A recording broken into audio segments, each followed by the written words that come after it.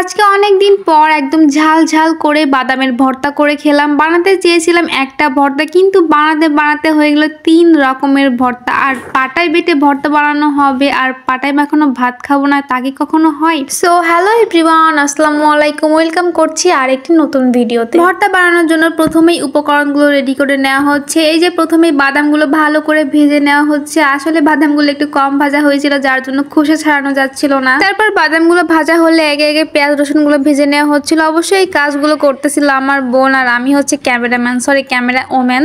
তারপর এই যে মরিচও ভাজা হচ্ছে। আর ফ্রিজে কিছু অবশিষ্ট হচ্ছে লাউয়ের খোসা ছিল, সেগুলোকে বাদ দেওয়া গেল না। মানে দ্রব্যমূল্যের যে দাম, কোনো কিছুই বাদ দেওয়া যাবে না, সেগুলোকে ভেজে আজ ভর্তা করা হবে। আর এই মুরগিগুলাও আছে, টাকাটাকি করার সময় পাই না, মনটাই চাইতেছি কি এগুলো জবাই করে রান্না করে ভর্তার সাথে মিক্স করে খেয়ে ফেলি। তো যাই হোক, মেইন রেসিপিতে আসা যায়। আর এইবার শুরু হলো মেইন কাজ, আর সেইটা হচ্ছে বাটাবাটি করা। প্রথমেই মরিচ আর পেঁয়াজ রসুনগুলো ভালোভাবে বেটে নেওয়া হচ্ছে। আর অন্যদিকে এই যে কেউ একজন বাদাম সাবার করতেছিল, আর সেইটা হচ্ছে আমি লুকিয়ে লুকিয়ে বাদাম খাইতেছিলাম। আমি মানে যে পরিমাণে বাদাম ভাজা হয়েছে তার অর্ধেকটা পরিমাণে সবাই খেয়ে ফেলছে, মানে খেতে খেতে অর্ধেকের বেশি খেয়েই ফেলছে। আর এই যে রান্না করা হবে, আর সে রান্নাঘরে আসবে না সেটা তো হতেই পারে না। মূলত আম্মা রান্নাঘরে কি করে সেটা দেখার জন্য আসছে। প্রথমে এই যে লাউয়ের খোসাগুলোকে ভালো করে বেটে নেওয়া হচ্ছে, পরে কিন্তু এগুলোর সাথে মরিচ ভর্তা অ্যাড করে দেন ভর্তা বানানো হবে। তারপর এই যে আমাদের শো স্টপার বাদামগুলোকে ভালো করে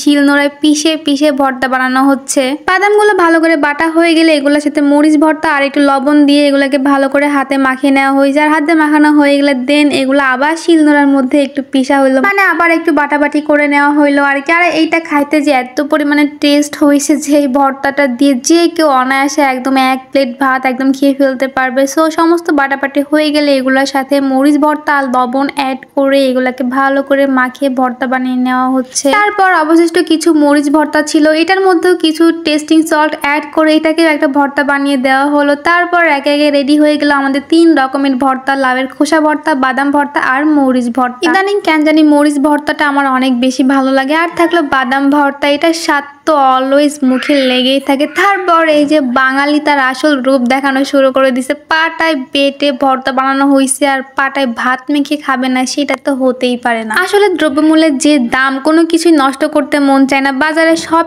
কিছুই একদম আগুন, একদম ধরাই যায় না। আর আমার বোন তো আলুর খোসাটারও বাদ দেয় না, সেটাকেও সুন্দর করে ঝাল ঝাল ভর্তা বানিয়ে আমাদের সবাইকে খাওয়াই দেয়। ব্যাপারটা দারুণ না? দ্রব্যমূল্যের আগুন বাজারেই থাক, আর এদিকে আমি আমার পেটের আগুনটা নিভিয়ে নিই। আসলে ভর্তাগুলো দেখতে এত পরিমাণে টেস্টি লাগতেছিল যে আমার পেটের খিদা আরো দ্বিগুণ বেড়ে গেছে। তারপর 3টা ভর্তা নিয়ে আমিও বসে গেলাম খাওয়ার জন্য। তারপর খেয়ে টেয়ে তো আমার চোখের পানি নাকের পানি সব এক হয়ে গেছে, এত পরিমাণে ঝাল হয়েছে, কিন্তু অনেক মজাও হয়েছিল। সো ভিডিওটি আজ এখানেই শেষ করছি। ভিডিওটি ভালো লাগলে অবশ্যই পেজটি ফলো করতে হবে, আর যদি ভিডিওটি ভালো নাও লাগে তাও ফলো করতে হবে। সো আল্লাহ হাফেজ।